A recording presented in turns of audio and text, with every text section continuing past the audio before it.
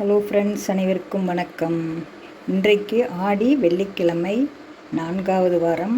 இன்றைக்கு கார்த்திகை, ஆடி கார்த்திகை. இன்றைக்கு நம்ம வீட்டில் என்ன சமையல் அப்படின்னு பார்த்தலாமா? இன்றைக்கி வந்து பாருங்கள், சூப்பரான வெறும் முருங்கைக்காய் மட்டும் போட்டு சாம்பார், அப்புறம் நம்மளோட புதுசாக ஊற்றின தயிர்,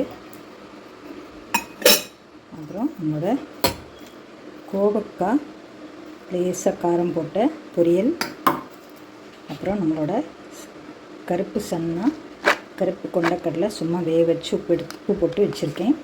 அப்புறம் நம்மளோட சுரக்காய் பொரியல். சுரக்காய் பொரியல் நான் ஆல்ரெடி நம்மளோட சேனலில் போட்டிருக்கேன். இன்றைக்கி கொஞ்சம் குழஞ்சிருச்சு கொஞ்சம். நான் குக்கரில் போட்டு விட்டேன், அதனால் ஒரு விசிலில் நல்லாவே குழஞ்சி போச்சு. காய் ரொம்ப பிஞ்சு காய், அதனால் குழஞ்சிருச்சு.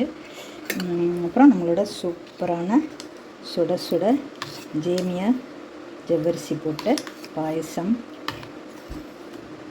இன்றைக்கி கார்த்திகை ஸ்பெஷல் சுவாமிக்காக நைவேத்தியத்துக்கு வச்சாச்சு.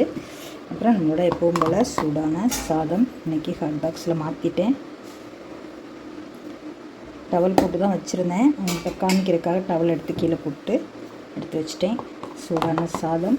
அப்புறம் நம்மளோட பாயசத்துக்கு சாம்பாருக்கு தோதா அப்பளம், சாம்பார், சுண்டல், சுரக்காய் பொரியல், தயிர், அப்புறம் நம்மளோட கோவக்காய் பொரியல். கோவக்காய் அவங்களுக்கு பிடிக்காது, அதனால் கொஞ்சமாக எனக்கு மட்டும் பண்ணியிருக்கேன். கொஞ்சமாக சாப்பிடுவாங்க, 2 துண்டு. அப்புறம் நம்மளோட சூப்பரான ஆடி கார்த்திகை ஸ்பெஷல் பாயசம்.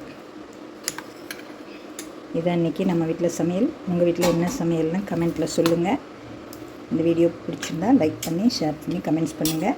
உங்கள் வீட்டில் என்ன இன்றைக்கி பாயசம் பண்ணீங்க அப்படின்னு சொல்லுங்கள். பருப்பு பாயசமா, இல்லை சேமியா ஜவ்வரிசி பாயசமா, இல்லை அரிசி பாயசமா, இல்லை அவல் பாயசமா, என்ன பாயசம் பண்ணீங்கன்னு சொல்லுங்கள். நம்மளோட சேமியா ஜவ்வரிசி பாயசம், அப்புறம் கொஞ்சம் கூட மாதுளம்பழம் சாப்பிட. இதை இன்றைக்கி நம்ம வீட்டு சமையல். ஓகே ஃப்ரெண்ட்ஸ், பிடிச்சிருந்தா சொல்லுங்கள். இந்த சமையல் ஓகேவா, நல்லா இருக்கா சொல்லுங்கள். அடுத்த ஒரு வீடியோவில் சந்திப்போம். அனைவருக்கும் நன்றி.